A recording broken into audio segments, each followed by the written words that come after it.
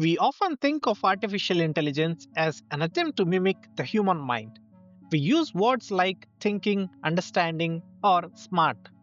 But mathematically, artificial intelligence doesn't need to be smart, it just needs to be rational. What does rational mean to an engineer?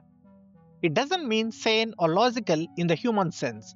It means one specific programmable thing, maximizing expected utility. Welcome to Decoding Complexities. I am Pradeep. In this video, we are going to decode the rational agent.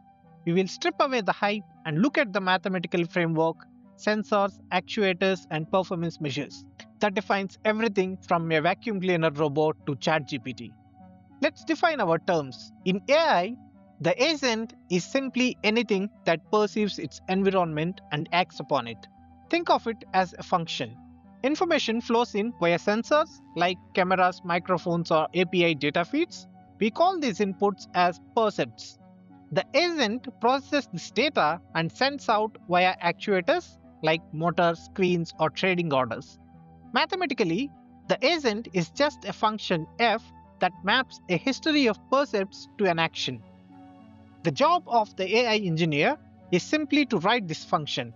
But how do we ensure the function chooses the right action? To understand this, let's look at the classic vacuum cleaner world. Imagine a simple robot. It has two sensors. Where am I and is it dirty?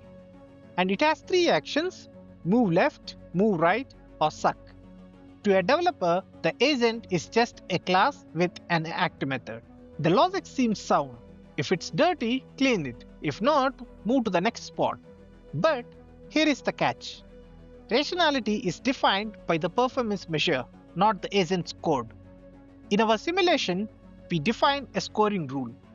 Imagine we reward the robot plus 1 point every time it performs the suck action. A truly rational agent will realize the best way to maximize the score is to suck the dirt, dump it out, and suck it up again forever. To us, this is stupid, but to the code, this is optimal. It is maximizing the function we gave it. This is the core insight. The agent doesn't know what is good. It only knows how to maximize the score we give it. So, to fix the behavior, we don't change the agent. We change the performance measure. Let's say we give plus 10 points for the state of being clean, but we subtract 1 point for every move or action. Now, the dump and suck loop creates a negative score. The rational behavior mathematically shifts to clean and stop. We get what we optimize for, not what we intend. Now, in this code, everything is deterministic. If a robot says move right, it moves right. But the real world is messy. Sensors might fail or wheels might slip. This is where probability enters the picture. A rational agent doesn't just maximize utility, it maximizes expected utility. It looks at an action, calculates the probability of every possible result, multiplies that by the utility of that result, and sums them up.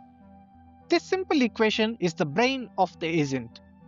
Whether it's a self-driving car deciding to change the lanes or a chessboard sacrificing a queen, the AI is just calculating the sum for every possible move and picking the highest number.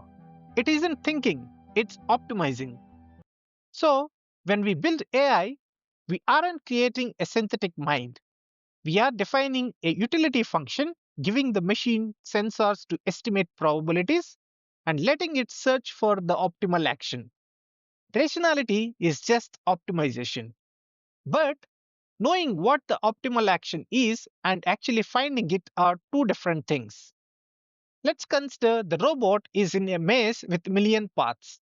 How does it find the one path that maximizes utility without checking every single turn? We need a way to navigate the search space efficiently. In the next video, we will decode the algorithms of search, BFS, DFS, and A star to see how agents actually map out the world.